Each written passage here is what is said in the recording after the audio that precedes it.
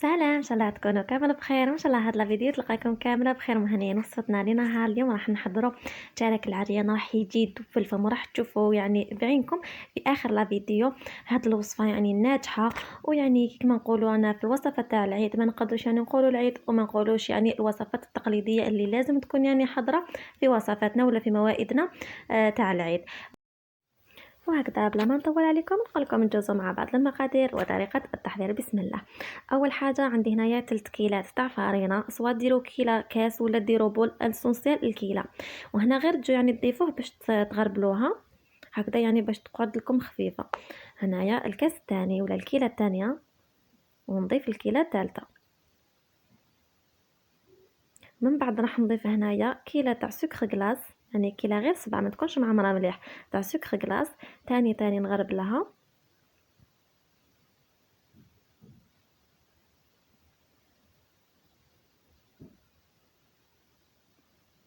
فوالا.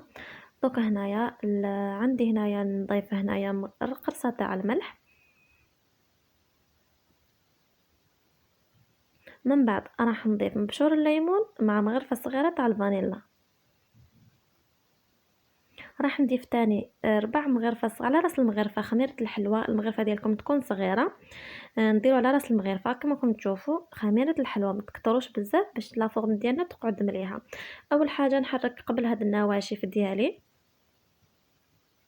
من بعد راح نجيب السمن، عندي كيلة تاع السمن تكون دايبه وبارده ما تكونش سخونه باش نتفاداو يعني العجينه ديالنا تطلق السمن الزيت ديالها وراح تجيكم مشقه. لازم تذوبوها مي تخلوها تبرد. دونك هنايا هنا هاد المرحله مهمه في الحلويات التقليديه ديالنا. هي اللاغوسات هي لكن الطريقه تاع التشكيل ولا الطريقه اللي نخدموا بها هي اللي يعني راح تحصلوا على الشكل مليح، ولا كما نقولوا تجي مبسه. في هذه المرحله لازم ديروا بهذه الطريقه كما راني ندير، على الاقل 2 دقائق وانتم بين اليدين تبسوها مليح مليح.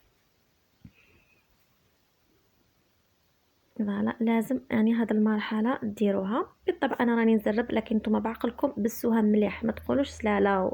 انا عندي حبيبه تاع البيض راح نضيف لها 2 مغارف كبار تاع ماء الزهر. سوا درتو يعني البول ضيفوا تاني حبيبه تاع البيض مع 2 مغارف، مي راح نتوما تحتاجوا تزيدوا. من بعد يعني بشويه راح ديروا بدفعات ماء الزهر. واذا درتوا كيما انا بالكاس راح تجيكم حبيبه تاع البيض تكون يعني متوسطه مع 2 مغارف كبار تاع ماء الزهر. فوالا هنا كما راكم تشوفوا تحسوها يعني طريه شويه. مي لوطوني نخليها انايا تريح تروبوزي، لوطوني نوجد الحشو راح هذيك هي تشرب وتجي القيس. انا العجينه ديالي خليتها هنايا ساعه، يعني كل ما تخليتوها ترتاح كل ما تعطي لكم يعني نتيجه مليحه احسن واحسن. يعني على الاقل خلوها نتوما 2 سوايع حتى ل3. انا هنا خليتها ساعه للامانه. دوك هنا ندوز نضيف الحشو. الحشو هنا عندي 3 كيلات تاع كاوكاو يكون محمص ومرحي رقيق محمص على بياض.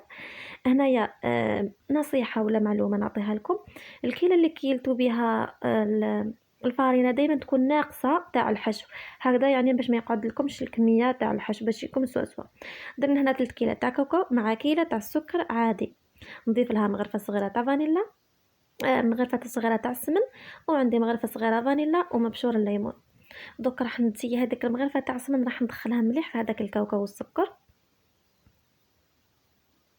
من بعد راح نبدا ندير بدفعات قليله تاع ماء الزهر، يعني كما نقولوا رشات خفيفه.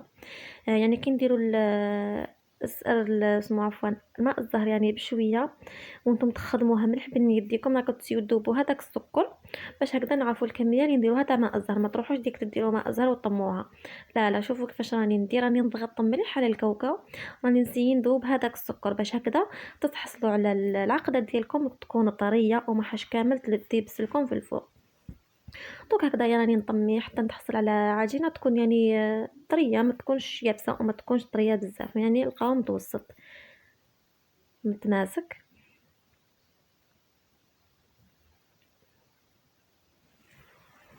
هكذا. فوالا هذا هو القوام اللي تحصلنا عليه، يعني راهي تشكلت لنا. دوك تاني نديرها في ساشي ونخليها تريح يعني مع لاباط ديالي حتى الوقت نشكلو فيها. هنا بعد ما جازت يعني انا درت خليتها ساعه برك. راح نوزن الحشو ديالي. الحشو هنايا عفوا لاباط راح نوزنها 32 غرام هكذا، يعني الشكل ديالها راح يجي قيس وما تكونش كبيره وما تكونش صغيره. فوالا هنا نديرها 33.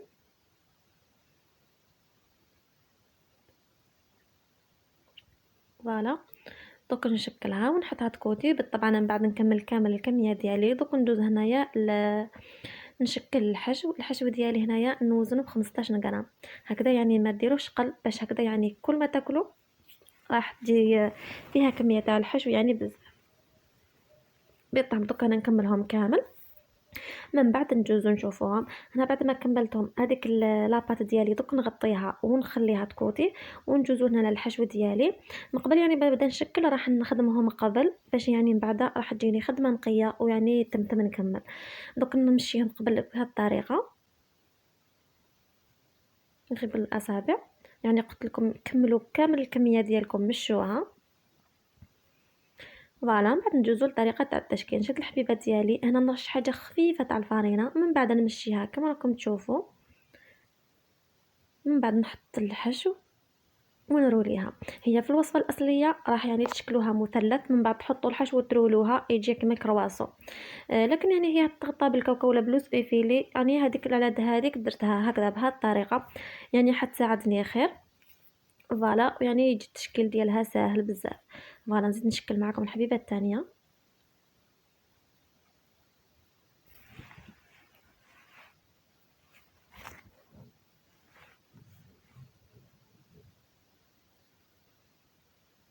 هنايا رجع الحبيبه الثالثه.